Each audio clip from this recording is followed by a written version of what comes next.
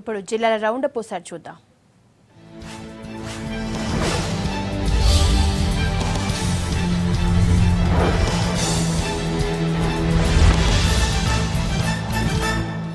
డిమాండ్ల సాధన కోసం 8 రోజులుగా సమ్మె చేస్తున్నా ప్రభుత్వం తమను పట్టించుకోవటం లేదంటూ వరంగల్ జిల్లా కొర్వి వీరభద్రస్వామి దేవాలయానికి తాళం వేసి నిరసన తెలిపారు అర్చకులు.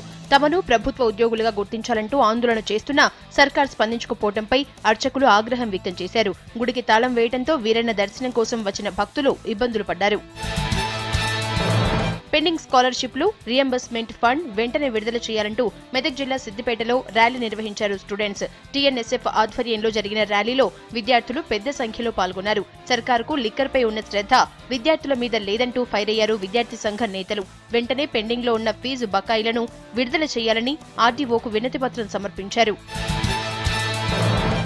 మెదక్ జిల్లా దుబ్బాక మండలం రామేశ్వరం పల్లిలో కొండచిలువ గ్రామస్తుల్ని భయపెట్టింది. దాదాపు 11 అడుగుల పొడవున్న కొండచిలువ గొర్రెల మందపై దాడి చేసింది. ఓ గొర్రెను మింగడానికి ప్రయత్నించింది. దీంతో గొర్రెల కాపరి గ్రామస్తులకు సమాచారం ఇచ్చాడు. అక్కడికి చేరుకున్న గ్రామస్తులు కొండచిలువను గొడ్డళ్లతో నరికి చంపేశారు. ఆదిలాబాద్ జిల్లా బోధ్ మండలం పొచ్చరలో కోతులు హల్చల్ చేస్తున్నాయి. పంట పొలాలు, ఇళ్లపై దాడులు చేస్తూ నష్టం చేస్తున్నాయి. మందలుగా వస్తున్న కోతులు ఇళ్లలోకి చొరబడి వస్తువులు ఎత్తుకు వెళ్తున్నాయని, పొలాల్లో కూరగాయల్ని నాశనం చేస్తున్నాయని అంటున్నారు. ఫారెస్ట్ అధికారులు స్పందించి కోతులను అడవిలో వదిలేయాలని కోరుతున్నారు.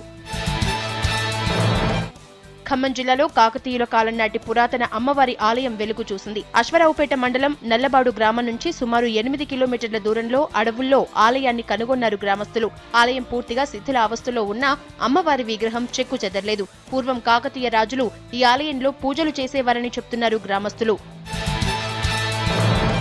ప్రభుత్వ ఉద్యోగుల్లాగా తమకు ట్రెజరీ ద్వారా జీతాలు చెల్లించాలంటూ మహబూబ్నగర్ జిల్లాలో అర్చకులు చేస్తున్న సమ్మె 8వ రోజుకు చేరింది.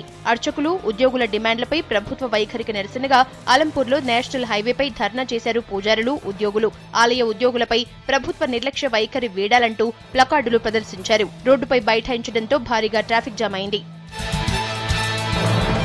డప్పు కళాకారులు, చర్మ కళాకారులకు నెలకు 1000 రూపాయల పింఛనివ్వాలని కోరుతూ నిజామాబాద్లో భారీ ర్యాలీ నిర్వహించారు మాదిగ దండోరా నాయకులు. ర్యాలీలో కార్యకర్తలు పెద్ద సంఖ్యలో పాల్గొన్నారు. సమాజంలో అట్టడుగున ఉన్న తమ వర్గాన్ని ప్రభుత్వం మరిచిపోయిందని నేతలు వాపోయారు. తమకు నెలకు 1000 రూపాయల భృతి అందించాలని డిమాండ్ చేశారు.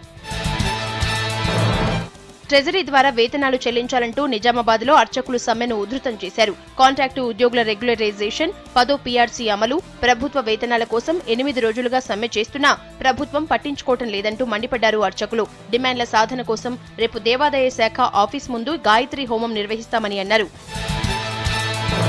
ట్రెజరీ ద్వారా జీతాలు చెల్లించాలని డిమాండ్ చేస్తూ కరీంనగర్ జిల్లా ధర్మపురిలో అర్చక ఉద్యోగులు చేస్తున్న సమ్మె 8వ రోజుకు చేరింది. తమ డిమాండ్లపై ప్రభుత్వం సరిగ్గా స్పందించడం లేదంటూ నరసింహుని ఆలయం ముందు హోమం నిర్వహించారు అర్చకులు. తమను ప్రభుత్వ ఉద్యోగులుగా గుర్తించే వరకు సమ్మెను కొనసాగిస్తామని హెచ్చరించారు అర్చక ఉద్యోగులు.